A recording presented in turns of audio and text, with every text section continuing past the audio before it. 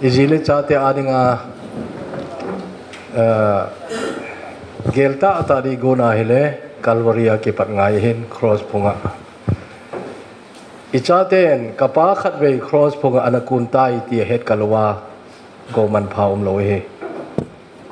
pakai to ki muta pa hechi kalwal chum lo he leisi chugai chu iphana di chan chanul ti to bang hi tai na ki patha ki theyongai tapun ile khasim du da lo kisi jong la hin ki patha thei na ding phat inei tapuge ai la thil khat vai ge hle jong le phat nai chu nadam na ai le phat chu pakai ang sung building ahin ye chon tunin che athai ngai tu hitin pate ko ma ka sei tam pen khat so hi le mukidin wanoi hi dal han lang mukite te ding in nazina cha da hai muki lo ding a zile cha da ha kala lainat lo e khat vei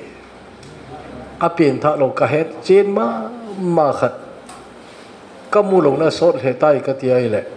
ni khat hi athi ni kho hin athi ni kho kum nga ham zo hin athi ni avui now video chu local channel al hawin ipide cheko borji om ka he poi athi ni khwa avui now program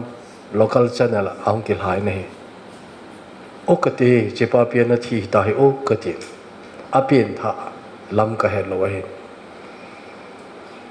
azila chaten akau chu kalung lai asun le jing ne ai nei pi hin alu chang pat akeng chaten zunin tin nei dal ha ding lom hi ta ham tu ni na ti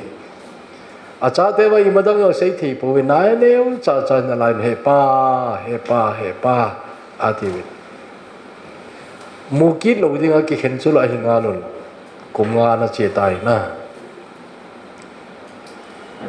mi pa khat na hi ai le mukit ding in nazina cha dal hai ti poimo ma jing he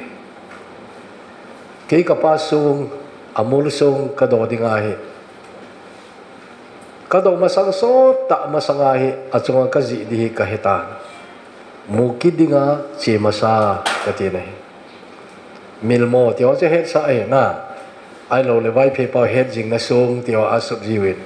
gel do jing na sung cho che het sa ai sut jong angai ka sapui mina sut la kho pui ken chu che chungai ka sapuin kapa chung changa achom lamta ama thusim het yeng theding in ipi ka sundem ka tiele muki dinga chi masa ka tien che yo jong kapa min ka sunine amuzau selung chu tong khathau da ne ka ko ma sei jiu ne na thil sut khu sut dita khat na sut hen ki pa kan ki pa pi tir na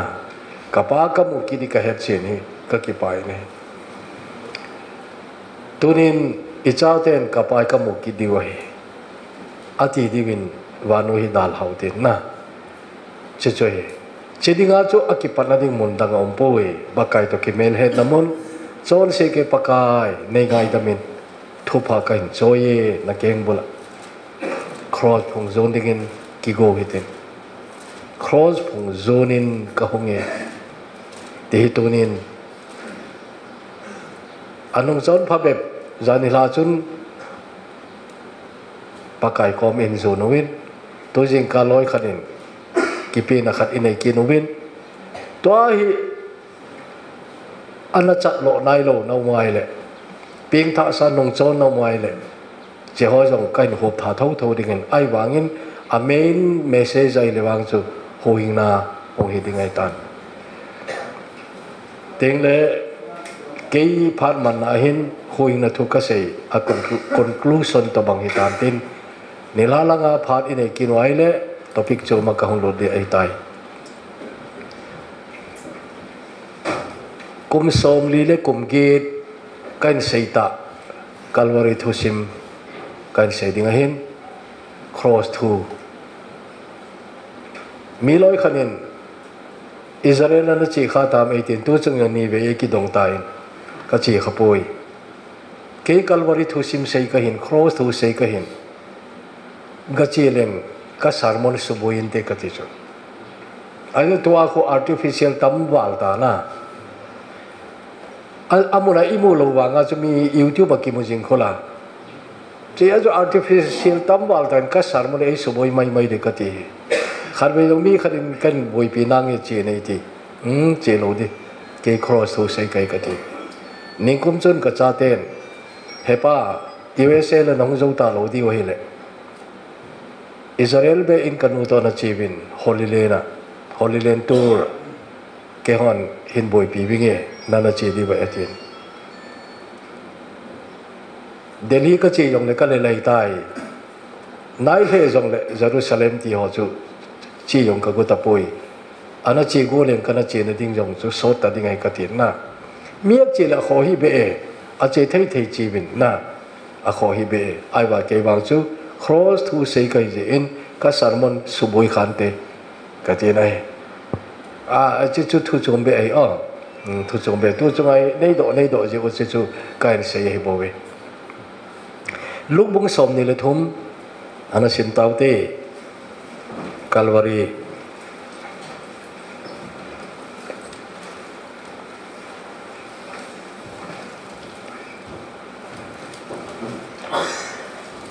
Sang 23 verse 32 apat kain pade 32 Hichi achuna ma to tha ding akhang gilo adang mini jong apuyuna hi chuin lugu atiu mun chu alhun phanun ama chu thingpe la akhen be un chule akhang gilo te ni jong chu khat ajet lama khat ave lama akhen be un hi chuin ji sun pa ama ngai damin izenemiti le ama hon abol hi powe ati chuin awang ki vewin apon silcho ki hom tawe chuin mi ho chu adingun abezingun hi chule wai po hon jong anel piun midang bon hu hinga chu pathin hen Krista chu ahi le ama ki hu hing hen ati we chu in se pai ho jong chu akoma ahongun lengpi ga tui thu apewin zodate lengpa na hi le ki hu hingin tin elnop nan abolun ahi chuina ma hi zodate lengpa hi tia kisun het sana achungwu ma a umina hi chuin aki khaya khangilo te ni khatchun azon hobin nangma Krista chu nahi lo ham nangma ki hu hingin ke ni jong nei hu hing lontang ati ai wangin khatpa chun ama cha adon budin aphoin nangman pathin jeng jong nagin lo ham talen khat mana ei ni hi talen manding dol mo hi ithil bol man bo ikisan ahi hi chepai itile i ma su se nei lo hi ati chuin jisu nagam na hunting le ne he jingin ati chuina mana ja tabia ka seipi nahi dunia gamlo pia keima to im khom ding hi ati pathina thu theng bon chawa ding phathei heibo pe taw hen adei zo sen amen a belin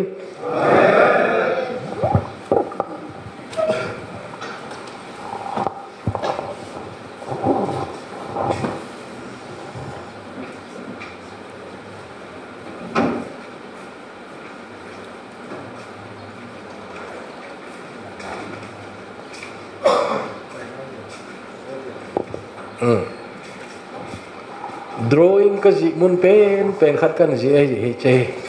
kum som liwal kan ji ai tai ai wangi chu kathim chum pui drawing he the ye na atil ta chu cha cross ki hen be ding hi mi thum hi abonuwa thim mo chang pilat anga thim mo ana chang ta na athidinga lom tia achungwa death sentence anakipi he ahin akidang ta khat chu alaya ki hen be ding hi zan khat ka inang ki helin he Mumbai blast 1993 mi tam ta thina a mastermind agong le apang Yakub memon kiti sungkula so ta chung chang angai tu zo nungun het be di lo khaili ding na khawa khaili dinga a chung chang thu kitan chu vel izat ham khat epila bol je na chun zingau ki het be ding hele tunia hi appeal abol kin alai ne president ngai dam na jo ana thumin Maharashtra governor ko le kha na pin Supreme Court azong hitabang chun appeal abol jin ana chunin ai wangin achai chana chun thei ta loading phat ahong longin chejana zong chu kidang ta in India te legal history adawum khadem ka hepoi zan khang nuya Supreme Court Justice Thumin achung thu angai to kinunai a appeal chu ai wa mi India mi lunghang ma hon Yakub memon khaili te ring kiti hi ta hi up hiti demand je oi ja chuna justice thumhon jong aloji heta povin hichia che jingka aki khaili ding chu confirm aboltawin jingka pungsagi ginmasang zep in Nagpur Center Jela aki khaili ta ne ana cheni khu chu India te People's President anati lewu Dr. APJ Abdul Kalam ki vui needing choice chun his news chun mi au se lunglai aloti di mai aje chun na TV na onle EP channel hi jong le hi che Dr. APJ Abdul Kalam ki vui na program chu channel zo sia live hi chona che chu chenia hi Yakub memon ki khaili thu chu ki sei thang be se lo he Thenmang ki he na Thenmang ki he aje chu India mi piten angalil mama jingu justice na angalil mama chu lungai ta je chun a he nawi aiwa TV a jong chu ki phung be se loi ke kamet lo lai ta phu nei lo nga le kamu po ne Barabas hi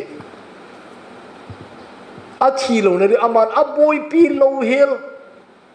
aiwa nga a hin na di thu jan ka an chu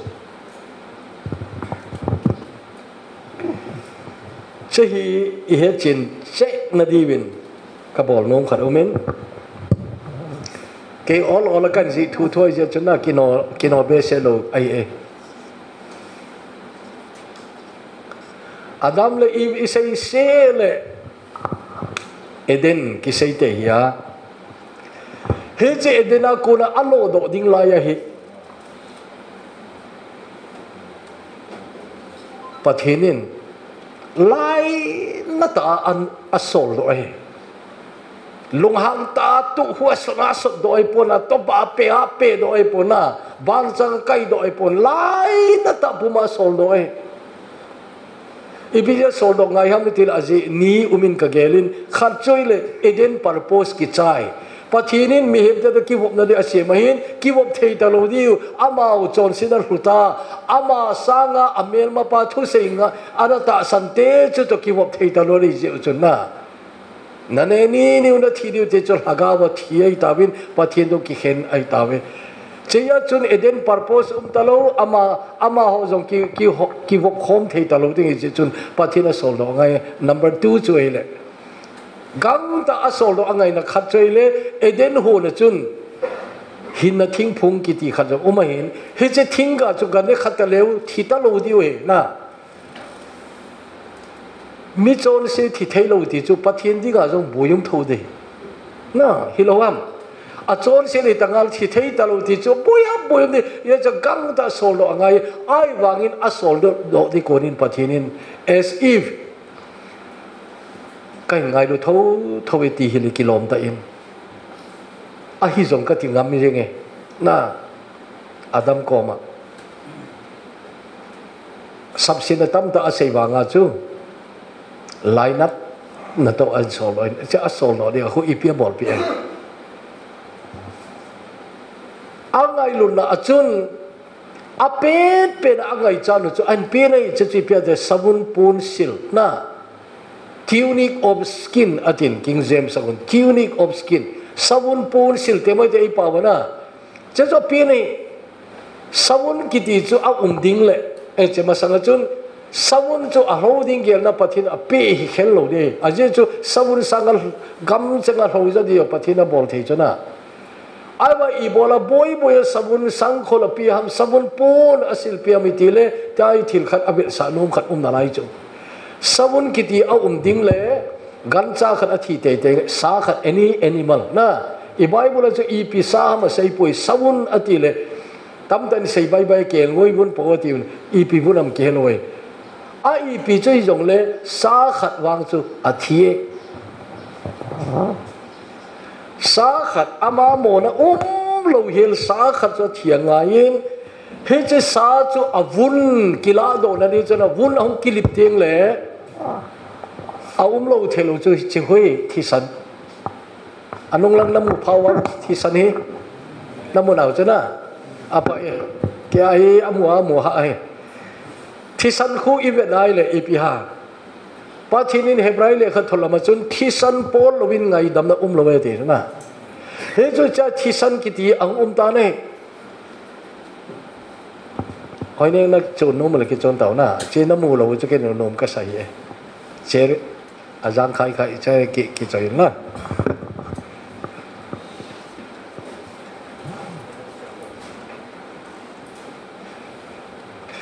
nang hon whiteboard ka ji chona mu lo chu ke nang ho kan vel ji le ka na lo reflection la theloi ja chu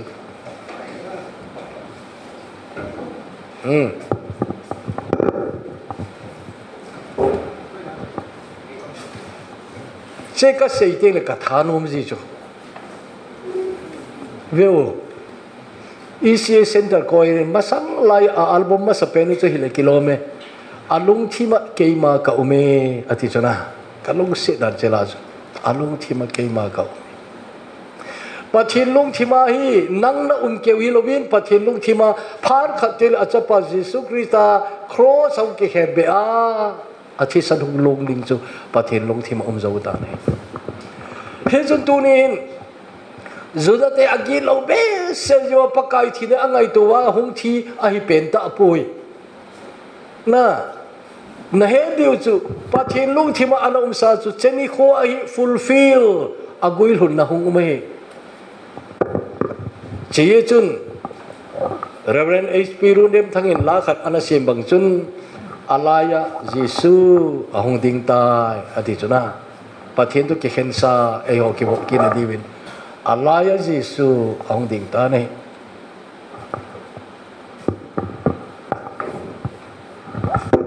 cái này nè cái cặp bôi gì nè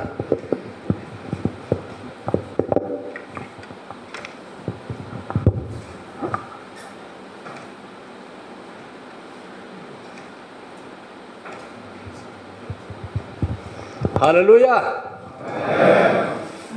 kita sami Allah ya Yesus ahong ding tai na tunin kinam na ni taloham chai kinam na ume pakai lung thimanang na cho tuni mi het kham lo nei mai the pathin het kham nahi alung thiman na cho mi het kham lo na muna na che kha di ka ging chan ke yong ka che khai mi het kham lo na muna che no mi be khat ve min chi bai bu akal chu ki ho kit ti talo akilo no che bai hong bol mai mai akal ki ho kit talo chela chi chu nom lo chu na rồi vào núi lên xin này hết khăm lâu cái gì mấy thế ai vàng lấy vào xem pa hết khăm cái gì lấy vào xem pa hết khăm na hi bắt hiện thằng vợ in lăng ang cún mày bắt cái nắng lâu ai ngay lâu lâu anh này can đal ha vangin cái building nang bông này na cái building nang bông này he chun le wan ki khenta pa pathele mi hem cha de ki khenta ki job ki na dingin alaya Jesu ahong ding ki ta nei an mi loi kharin question khan ei do jiu che chu poi tu ni topic dinga poi mo be se lo jong le ilung the khan ji a chun Old Testament na mi thi ho chu ngai dam iti chanu ham ti hi ki dong ji chu Old Testament chu gan thi san a he ana gan thi sana chu ngai dam na ta chum lo chu ai wa ata sanau chu cha dam piu na he chu che gan thi san ki ti chu provisional a he example abaya bai na cha te metric hong pass teng le kam ta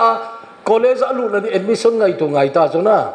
teng le scholarship form fill up na di cha chu original certificate kila do nai lo chu original ahung lun masanga chu ipi kimang ham itile provisional kimang chu na ala original ahun nunga chu provisional kimang kit talo chu hito bang chu old testament a thisan long zo se chu pakai thisan lun masanga provisional pathinin provide anabol chu ata ta hunlun phana chu pakai thisan ta hunlun hi chu tu ni eo new testament ho bung te iwang phadan chu cross nung lama mi te hi we amo chu cross masanga mi te hi we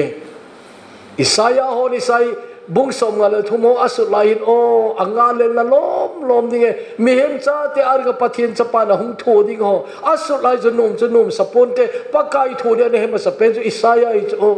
Isaya bung somale tu mana simla chun hicha chun pakai nang diga athu na chu amma sanga ama leise chu hong masang kumja sagi masanga athu na ding chu Isaya na sur ai tai to kum chun ko ki mun ka ga chi kinin after so many years ka chi kum chen 1980 ham ka til 79 ana ping tha khanin tu chunga chu game village a program khar ka ne na chun ama nu cha chu hong en tin oya pu nang na hong ka na ka hong he ke ho bung yong ai pon ho win hong kai di yong chu ka kai lo mai the hin hi jong le nang na hong ka he nin ko ki mun krusen na ping tha ka he ya ki pa thu se hong chuna iti ku mitam ka te 79 ati oho ken ka che 80 ham ka ti a after so many years now 43 years chi nu ai ko ki mun tu su ka che ki chu ka long hel thowe ko ki mun kurse na Isaya bung som nga le thum ka se na a pe na ping tha chu mi som nga hi we ti chu la counseling director pan counseling ngai cha talo ti na clear ki chi jing Isaya bung som nga le thum sarmar chun che ho chu ping thoi che ping tha la chu he kham ta aum le lulun ka he in cha na he pen ni chu Reverend Hemngam Jacob Town Mall founder la api pen ti mai utena ungam pu ho to ama ho loi Jacob prayer mount Jacob Town Mall mudo la pang chiao hoiwe kasinun chepan Isaya in ana sei chu eden na pathin thim umzo ta chu Isai ko ma chu BC ja sagi to banga ahen sa boi pathin lung thima chu he che edena Adam le Eve and soldo lai ta a pe na angai chat pe chu sago ke wa za cha na khu da dinga a pon diu samun pon a pe chu na he che thi san long zo pathin a vel le Calvary ni khan a chapa Jesu Christa thi san nang ma ne ke ma chon set ngai dam na dinga hung long ding che chu pathin lung thim zo e ta nei na che chu na la ya Jesu ang ding kitai ti hu anong san o se ka sei te na nong ka sai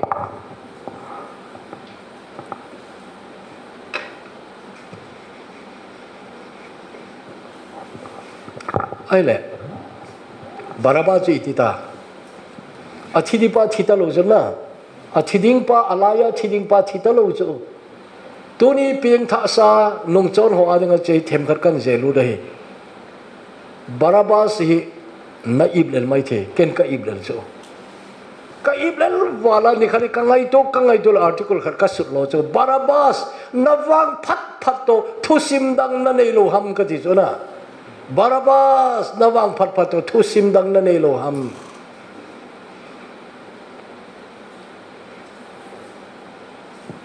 kolhon film khat abolo daya sagar ki tin mel hola ichele che film va ping tha khu testimony ka za jing ke chu daya sagar film ka vet na ko na Jesu Christa kan ta san ti kap mu do jin tin cha cho film ka vet nom chu video cassette lin pp lai choi na a cassette to Bangalore I am copy ka chena ka gam kha in tin kan ki cho chu zani le som nga ha ka pia in ka luna mi VCR ka gala ada choi ka vet he TV neu cha khana ka vet cho ka TV yo ne wa neu na lai cái xe nôm chú hết chứ phim mà chun phim đó cái bol lâu hill Barabbas chung chang thil khat anhvet sa chu ata che hilo ata hilo a phim mà cho hồi này anh bol ham hente a phim mà chun Barabbas ang po do khu Calvary mol laman del cho Prabhu ti ipi bol sa guram na andel ang lunale che ko muhi mipi akima vela dim senano ma chun mipi luchang khat ki ka ong lai kho an ven kho che kho an mu chu anung thi ma chu o che kho ham ke thi na ri kro chu che kho ham na angai to ri chu ai la cha phim ka vena kon chun thil tampi ka gel do ai Barabbas si phim bol ten Calvary mol chan halunun aban ken ka bol sa de le ipi ka bol sa dem ti ka ngai to le sawas sau kan gel chu kabol sa noma sa penchu ani ma chun pakai sei ho lungdong ta to khom ho zana na pakai hana umta ama lungdong ta atho kinem jong hilobu agi kinem na jong se ki chai to ba lai ta wa chun chelai chun Barabbas ka solu nom so kalung mina ka gel ho bo yo ata sei son lo ni na ai pu khai om ta sei na ti lo di kalung mit boy ata ka sol num cho ka sol luding cha chu sei ho khat pen ko ma ka do sa di chu dunia ka khela thipa pi chu Thusim ka het be num na nom lo me ki dang wa le to ke ama ka khela thilo hi le ke to ai ha na ki bui di kai tai Thusim chu ka het be num me ka ti sa num cho na ai le Thusim hen het be le pa kai chu angai lu che a sei ju da hanum ta lo a ko ma ka den sa num cho ana ko mo chu ka po le chu ni thum ni a chun pakai hung tho ta ni chu na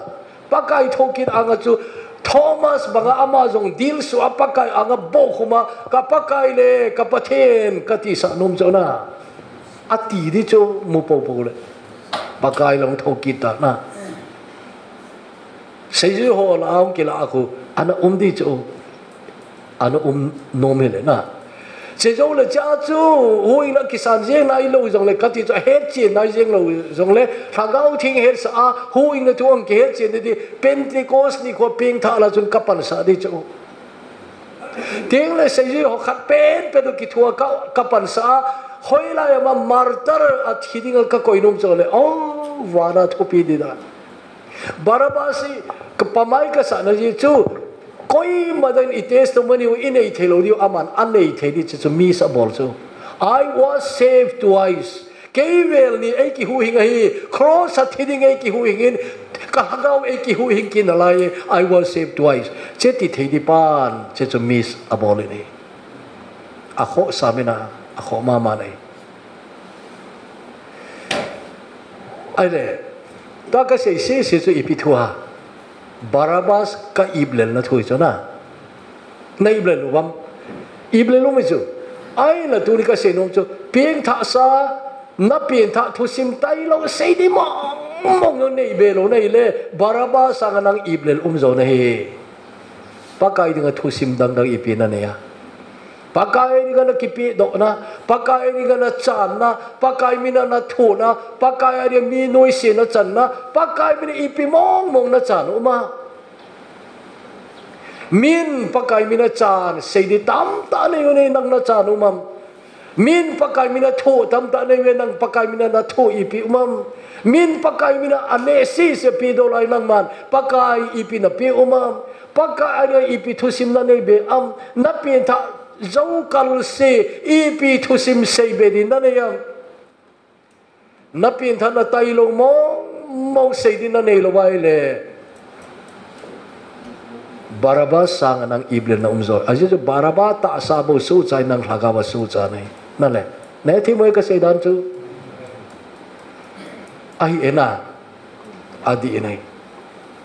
Barabbas iblel umwa le nei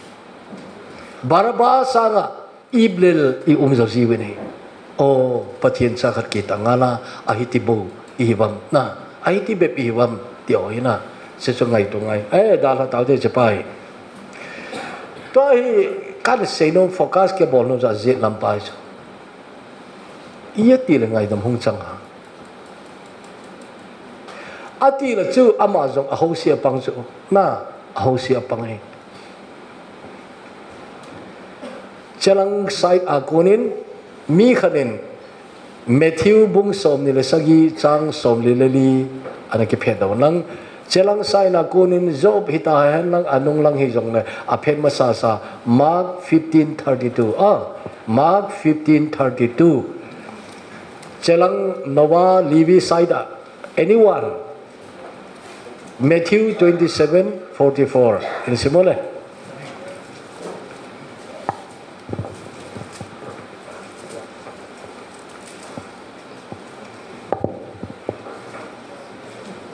amo monen simpayeng dewe 27:44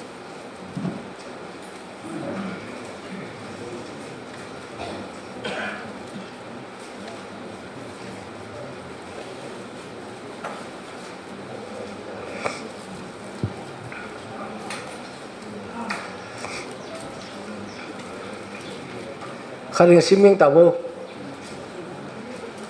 27:44 pate jo sim sa oning nang ni jo res kan pi ai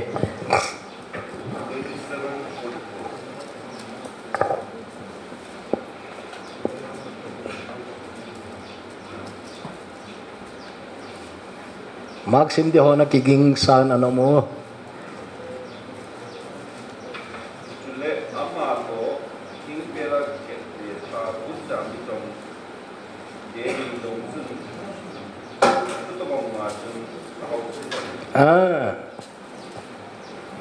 ani ni ho se zola na tha do pau dang lo hel cho lon ti khoi cho nia ki se ti le lon che hu ka he na ya nai na lai ke jo bona plural la ka mo se yeng hen tin nia ki se ti le lon a ho se lon ne na a ho se we ti ju ni sang tam jo ta cho na a ho se le na ani nia Mark hin se mo le Mark 15:32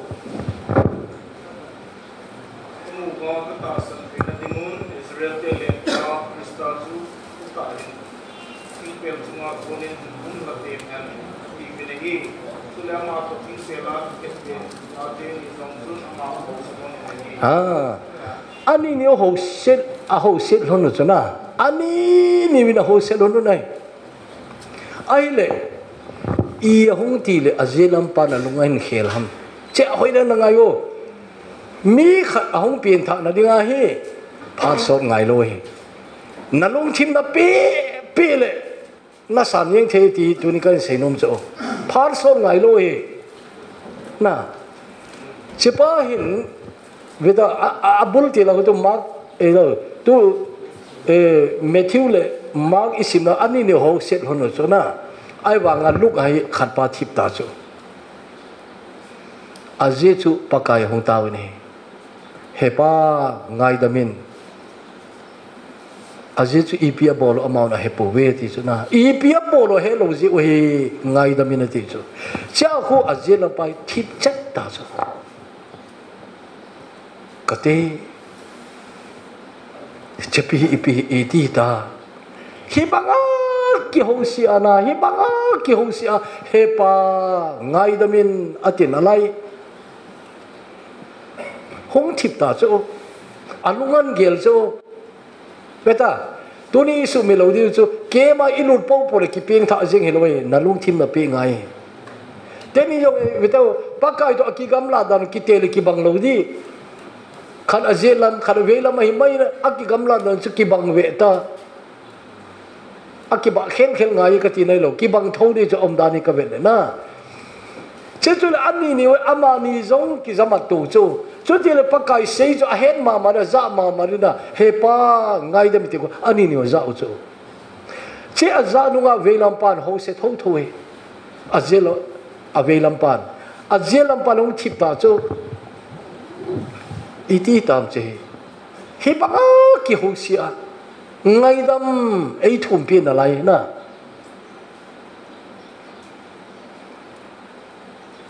zani chun rev doctor dong thongin thin khat en sei pu zamen i thi na diu ki pel na khat a sei sa chula na kem khat ata ka bol pi ai le kum lo sagi ve thi khel kai ti loi จะทำเป็นอารมณ์เป็นจนนีไอ้เกี่ยวนีก็เกี่ยวนี่ก็ให้เราจะทุ่มเบลีเบก็ให้เราเตนี่นะที่เฮียลอีพิเศษเห็นเต็มที่ตุกกันไงตัวเล่เฮปาไงดำเนินที่เต่านะเห็นไอ้หัวพาจูอาเจจูปากายตูนโซนมีจะจูอาเซย์โดยตูนโซนหัวพิจูนะจะจูนั่งทรงหิจงไงดำนะอาทุ่มปีละนับปันจูจุดที่รู้เลยเอวันนี้ที่เห็นรู้เลยสิ่งเกี่ยปะทินไงหลุดนะปังเล่าหิเลยนักโซนเป็ดตานักกันเด่นดีนักกูจัดเป็ดนักทีเทนักมีวอเป็ดนักทีเทนะไอ้โลลิเปียอิสุพิมังลุนินเฮมเลทัลกันเนกระโดนทีนักเทเจงติคนละเฮมเลทัลละอันนั้นสุจานะทีนักเทเจงละนั่นเองนะโดนทีนักเทจุละทีนักเทนั่นเองขบยังมีที่อานั่นโดนขบยังมีที่ตานั่งนั่นดมีพิจารติเล่ฮิจิตาวนั้นอันกอวร์เกี่ยวฮิโลวินนั่นอินซุงมีนั่งเนี่ยมีฮิโลงโลตาวจุขัดเบอุมดีจูน่ะไอ้ละทุกปีเป็นจุเจนี่ตาวนี่จูเฮปาไงดมินาติหูเจียหูเช็ดน่ะอีบอลเปตาจูที่เทกิจูอีพิเศษที่เราห้ามไม่ติเลยฮิเจงไงดำนะเห็นเอ็นะหูไปเฮปาไงดมินอาทิตย์มองอาจารย์สิ่งใดไรนัดดำฮีปะทีนินฮิเจตาวเนี่ยอาสานจ้ะจะตัวนี้หุยนักกิสานเล่ตัวสดหินเกี่ยมลงนักหิไม่ดีสลอมลมเห็นเลยปีนท่าไหนสโลไอ้ว่าก็ยหัวเลยจอนสิดาลานมโลหัวเลย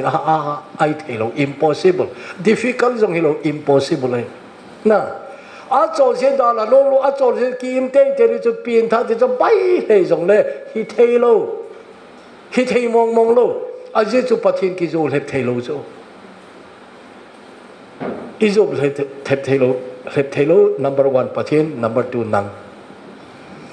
นักจอนเสียดาลานมโลปีอาปากายในไงเต็มที่เลยนั่งอยู่นั่นนบโลดีปีไอ้จะนั่งเลยนั่งนักกิเลสโจโลโจละ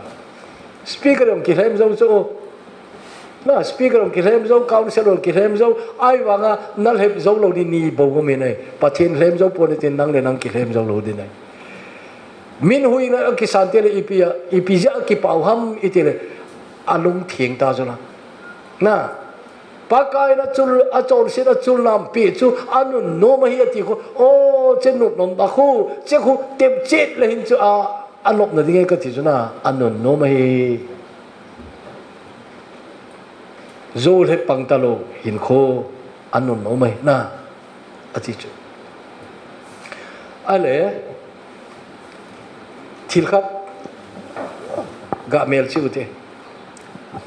มีขันอินหูอิงนะกิสานนะดิงาเฮอิจัดอาเห็นงายังปะเทียนทุอิจัดอาเห็นงายังตำโลเฮเลยนะขันตรงนั้นจูเห็นเบงไงตาเจจนไบเบิลซิมกิติจูอันนั้นตรงนั้นวางจูเห็นจีนมองไงตาเจจูเกนเทียไบเบิลคอลเลจกิไกจูกลุ่มทุ่มกายลอยกลุ่มนี้กายลอยกลุ่มงากายลอยนะเฮดาจูมินไอ้บอลจูเฮตาเนี่ยจะกลุ่มทำไงไอ้ว่างหุยนักกิสานนั่นไงปฏิดูเฮดีอารมณ์เนี่ยจูเยซูเจลามาปานเจงเซจูเฮเนี่ย number 1อากอลปาอภอนาฮีอาทิลเฮจงกิเจนจูปฏินักกินโลหะมันติจูเยซูปฏินี้นะฮีนะอีพีซีออนเยซูบบอธิปาโคจิฮิโลอาบเยซูจงปะเทียนปาอาจารย์ลากาวทิ้งนะเรื่องเยซูอีอาเจนปันหินมุจินตาจูปะเทียนนี่นะอร่อยปาก็มาจูปะเทียนนักินโลหัมอาทิจูเยซูปะเทียนนี่นะอันตาสเนนั่นแหละอาหอยสามี progress อันนี้หอยอันนี้นะจุนเยซูจอนเสียนในโล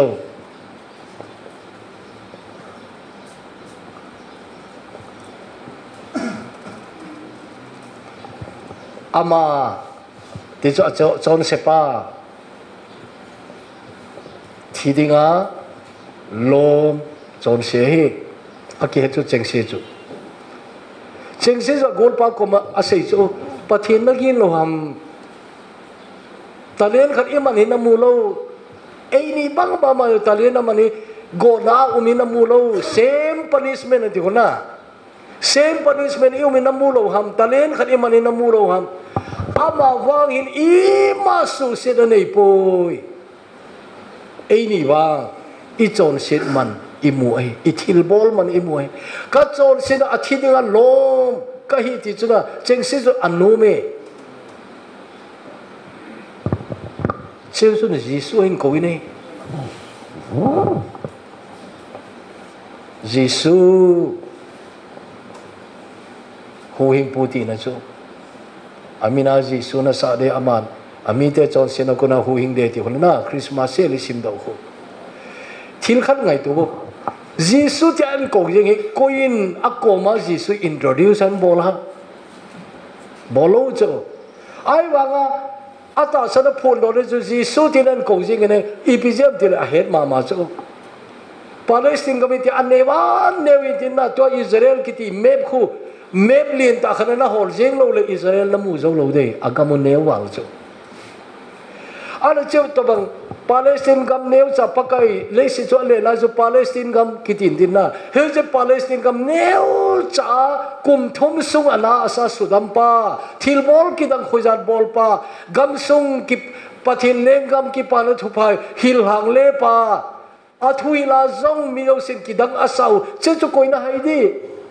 ai wanga ama hin khomandan to Giêsu thui la ki ba lo ja chu apel le bo chu amin chu het ma di chu na le akei ho mai bon mi nei pel le hila pathin hui na sang nom lo ho na a khoi chi yo le pel le umwe khabe ka china wa hau sapu nei pel le chu nui za jong le we ei ha pel thoi na tu la hau sa chu pathin ngai lo tama tam tai ai wa tu chung tu nai za ka chena ei pel ka nui jong zo zai lu siết wa ni tin kam mo noi za ta so na ei ha pel thoi ye chun hin kho ana pel le awang phanolong lo me ap poi mo lai ta ti mai te a phan be di kon chang ki su to chu chalai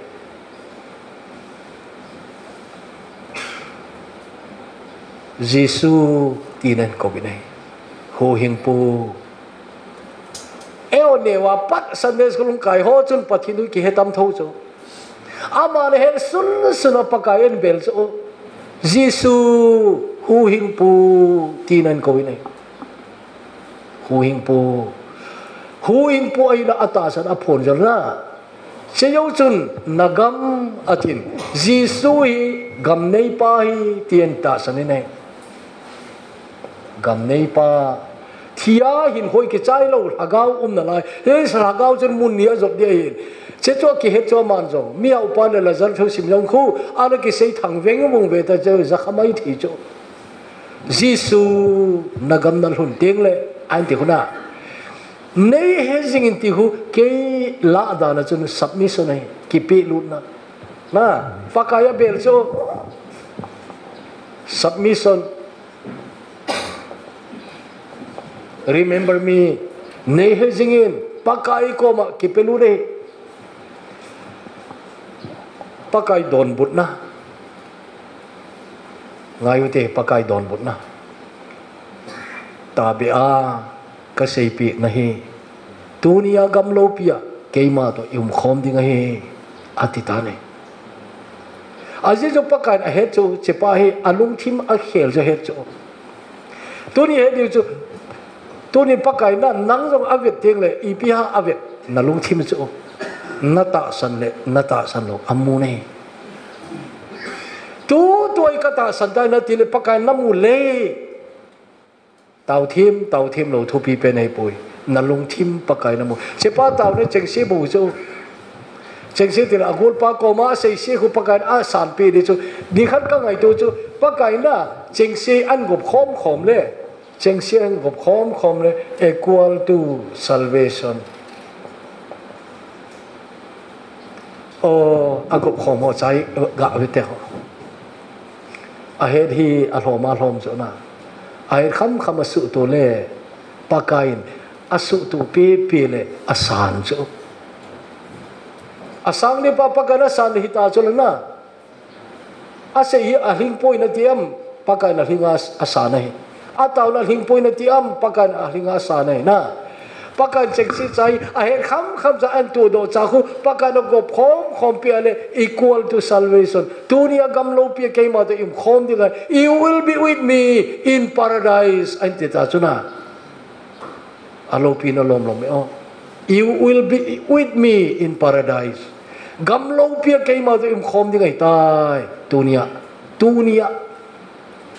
ke na chi ma sa de ngai tu nge ti hi lo chu ikil hon de ti chuna ikil hon de aje jo pakai he che jo cheni jo abon wa thi te ngai jo ajing chu mithilong cross chunga aki khai kang chu zuda te dana ki phallo chu na hije chun chenia chu alongu ni sa alhum masanga vui te ri ja chu pakai ai le ato di se ato jo pha chun thil jo si ki chai ta tia pakai na he pa na khuna kalagau ka pe do tai te na kuni na tan tai te ama jo voluntarily he died na khateni ai le khro chu mi mo thi lo we me koi ma thi nom lo je pang ni che ya chu angalgu an bo chu ngalgu an bo ti le chu pang zo talon ki khai ha le suffocation a thiwe ti chu che chun mande am khana ki hen be o chu ni thum ni li damu chu pang ji mo ja chu ni thum ni li tui du dang cha na tong ki thule all long thi bo wi ama wa a thi pa yu ngai chu a je chu ni hlum ma sanga alung vui te ngai ji chu ai le tunin thil khat kilomon na sa dikat ging chai hi banga chon sin nen de du chu paradise ke to im khom de ti chu kiloma hina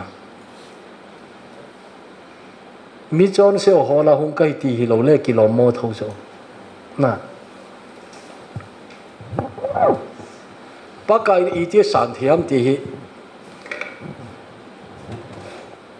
ai la amol thei pe na ka hil na ka man hi tu ne ho ading jong a phade o katin hin mangin ka te hidai ka sei che ji se pai ye ti le pakain gam lo pia gam thenga dinga chu aga admit jing ham iti ai le hiti chu hita hu chi thelo chu na vom de du khula mi chon se ti na chu na the black color kitipo po chu chon se vet sa na man ju chu bible teaching na avomi chon se sei na chu ar che vom de du chu paradise chi thei de paradise iti teng le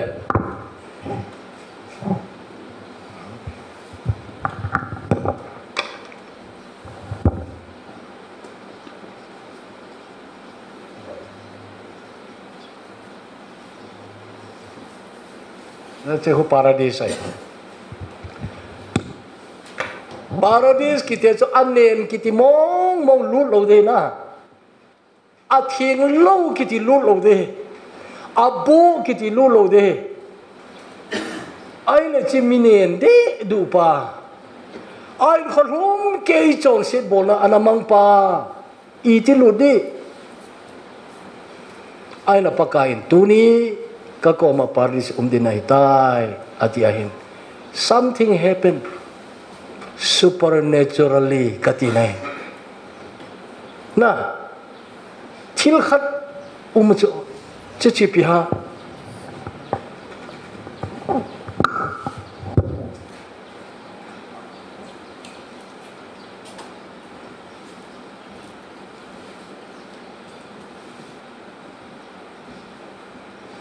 namu wama sanaka ji khu jisu thi sanin ahin Calvary. The blood of Jesus cleanse us from all sin. Na Jesus thì sẽ nên chọn sự dấu xia quân ấy sốt thiên nghe à thì chú chỉ chui lệ namun alai we ipi ki muam to ai pakai thi sanin a cover to ni min hi huing pu Jesus asan teng le pathin ama cha vet teng le achapa chon phana ki vona amu cho mi chon se chu mutalo he e ho chu so pi ki het piu cho ama to a khuti ba ni dang a khuti chu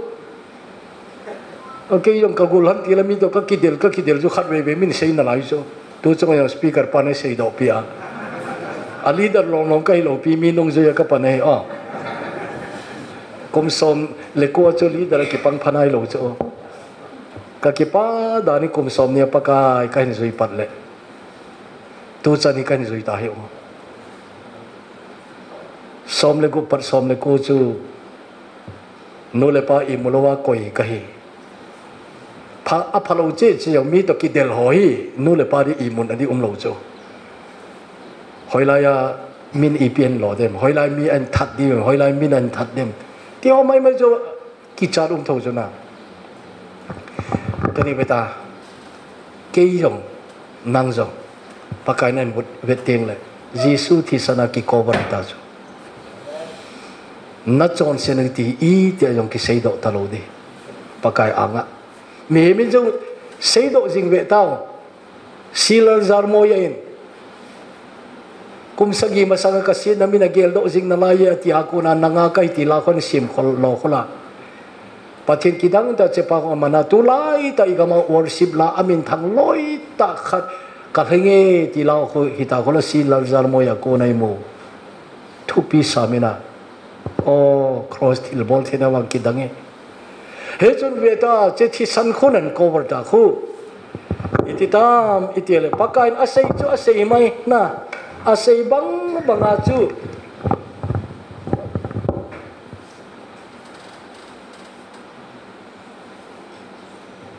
aki puita e gamlo pia lo no he amuna ana ummi theng ho him pakai koi ham nain pui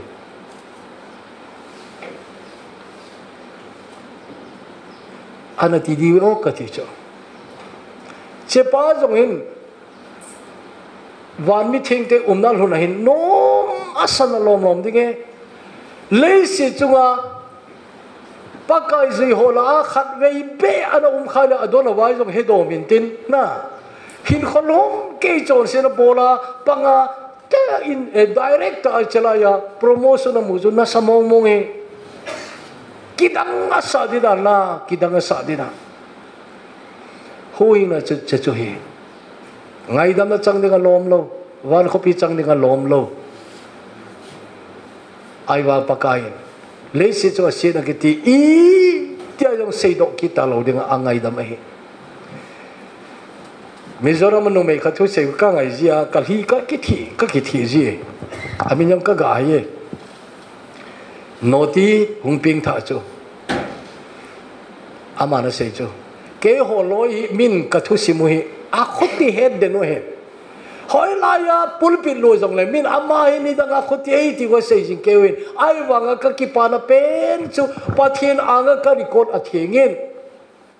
kanunga ti la pan hin khodu da lo kan man zo se min no tinu tia ena mel chi na zo se zo pathin anga I tia jong sei do ki ta lo dinga su mangai tai ati su forever himai forever khat ve gel do ki di lo I tia jong gel do ki ta lo ri a chon sit ki ngai dam he che pa jong he nang jong nei tu ni na san no me pakai hita bang lom ngai dam na chu I bola tu chanikin sanglo ka him tun ka sange nati nom le tu ni nang le kot kyong e hoina thu dola he che he tu chunga dinga last message kan se na sanom le nan san the dinga patini kot na hon pi ai tai sẽ phải chống trả gà véo tin căn chạy nó đi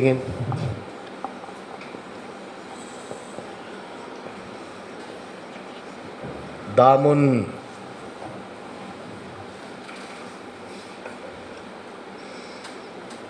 ni khari damun hi study ka ga bol le ti jar valentin na YouTube ka sarmon na ko anangayu ho damun o damun ana lo hile kati ko YouTube sarmon guys jing na di ko ging chai na to la ka chin na lang pa khat cha kamis lo ka ngai 80 loi jing ke khang lai cha cha jong ai bin na he chi ko anangayu ho damun o damun ana lo hile kati chu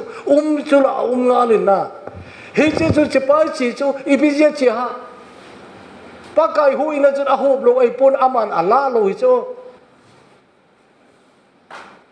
helun ne sei jing ke hoi ka sa helun hi ka kot ka bol jing ke ma bible ana ha sim lo ama le ma self study hintin ka hen lo tam da sei do ka hen lo ka ti ka sei do kha lo ama na sei do ji ka hen lo sei lo ka sei do kha lo helun sei ngai ka sa ma chu pathinin ngai dam zo lo anei pon ngai dam thei lo anei ye ti chu ngai dam zo lo anei lo je in tol than jong ngai dame a zong ngai dame gucha zong ngai dame na ai la ngai dam thei lo koi hoi ba a chol sit ki im ho a chol sit ki im chutil a chol sit dal hanom lo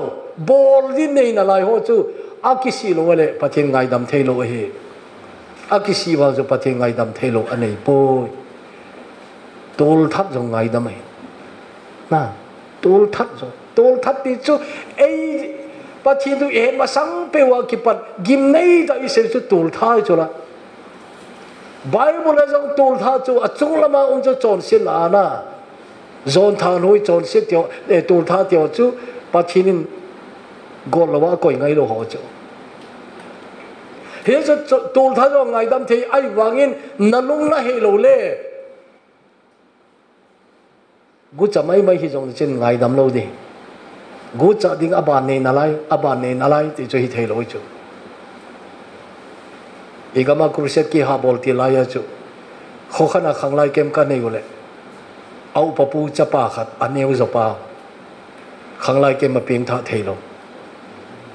ale munda kurset ka ki chonol en zui ki ping tha thelo aban en zui ki ping tha thelo a chai na hu pin thana chole mata hogadam no ya mata hu cha mata hu kurset ka bol chu sunday jingka hitai bune masang nidang le se jingka chu khanto na thua ipia ki seita chu huina du ki seita lo awa ama ping tha na lo ja chu ama ka gel khob be se ja pin tha thu mama ka se ki de ai là mà họ committee cái sự ta chú, tu cho nó ping tháo thay lô họ vang chú, nạp pi độ nôm lô khát ông tai tin à hiện,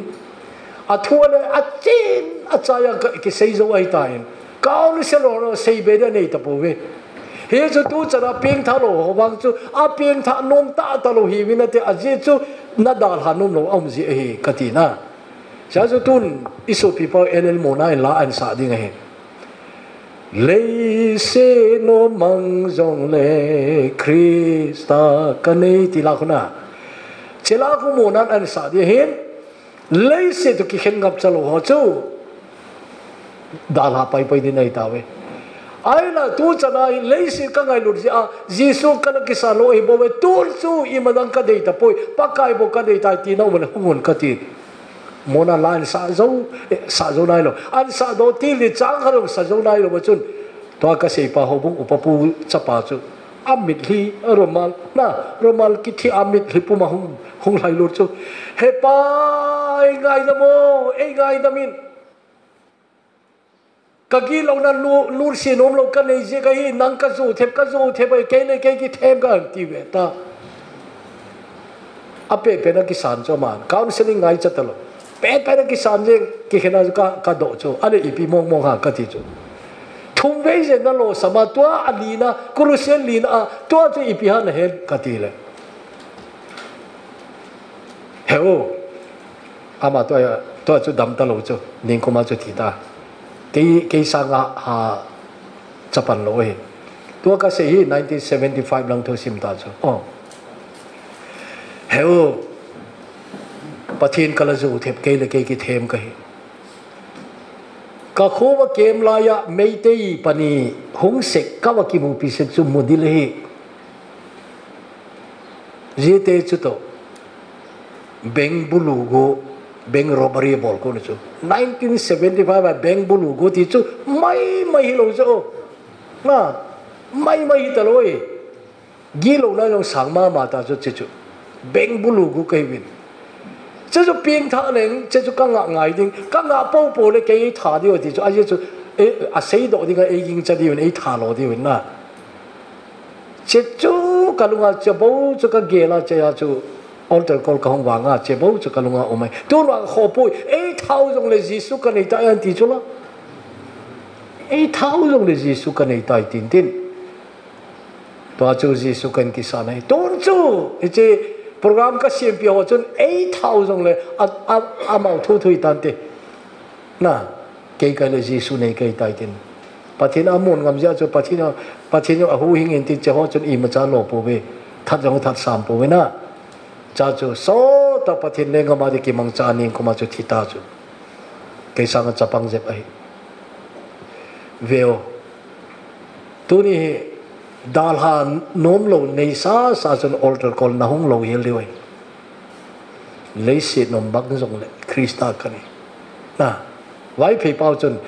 เลยทิลมังไทยเทเตจอมเล่ากัลตุยเทเตนเอซามสันตอนเจสุกันในที่สุดอาหอยน่าลมไม่โอเฮ้ยจะเลยเสียทิลจอมเล่ากับเบนี่จะหัวจนไอ้ดาลฮาตามกันเจสุกันในที่สุดนะเฮ้ยจันก็จะมีเจสุไอ้สานี่ตัวนี้สันติวิสุอาจารย์นะ with all my respect I say this เจ้าก็เสียทีละกี่พันลำจูปากายทิ้งเปล่าจังนั่งดิ่งสักกูเกี่ยวกับใครสักกูเกี่ยว Google นั่นฮอลต์เอามีเสียข้าก็จับจีอาจูไอ้มองเด็กที่เขาฮอลจูเกินนี่ดังอาจูขุดที่ลงน้ำเด็กก็กินจ้าลงจูวิสุครอจุงไอ้สักกูเกี่ยว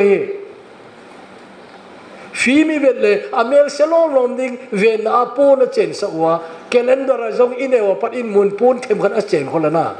ไอ้วางกูเกิลนั่นฮอลต์เอาเฮ้ยแต่รีสอร์ทบอกเลย Jesus was literally naked on the cross มาสู่พิธีดิ่งนั่นพละนัดจับปานทูจนเวงัมปูนที่นับปานทูจนเวงัมปูนเฮ้ยเจ้าจุนละหูหิงปูนทูจซุ่มเลจ่าอคนแค่ตัววอนะอคนแค่ตัวทีนะอคนแค่ตัวตัวนี้นะสามวันเลยอีที่น่ะสุดจะดีฮะอคนแค่ไงนู่นนะจงอคนแค่อคนเตะช่วยตายนะเจ้าสังนุ่มโลอันนี้จุดดามุนไอ้กิโตเจ็ดพันนิสเมนก็ดีจุอาจจะจุไงนู่นนะคนเตะสังโลจุลุงฮานะคนเตะอาจารย์ดีว่ากิโลมาเฮไอ้ละอาจจะพอจิสุสังหอดีจวันเขาปีอันอบดันเสียจิ้มเที่ยวแค่เราขัดไปเอเต็มก็กับบอลสามเจ้ากษัตริย์มันขัดจวันเขาปีก็เสียอยู่นะเอเต็มบอลตาน่าเสียดอกเจ้าโลดีเจ้าเสียน่าจันนาดีจนปากายสักกูเกี่ยวนังเดียวของเกี่ยวกับกันนี่สักกูเกี่ยวปูนสิลดิ่งที่คนน่ะเอเดน่าปูนสิลตลอดเตวันเขาเปียปูนบังเล่อิสิลนั่นที่คนสักกูเกี่ยวนังเดียวของเกี่ยวกับกันนี่น่าหูหิงปัวเฮจ่าจัดปีเฮปากายอ่างะตัวนี้ครอสปังหงเสียงดินกันเตมุนเลยน่าหูหิงปัวเฮจ่าจัดปีเฮนังเสียหงทัวเฮจ่าจัดปีเฮปากายกิดังน่าลมล้อมเฮก็หงตายในน่าสังเกตดินกองเตมุนเลยตาวเตเฮปาครอสทูกองเกนกีตาก็เกนดอกโซเดียกปุยอาฮิบังตะกินก็เกนดอกโซเดียกปุยที่มาเป็นผู้ทรงชูดอกโซโอ้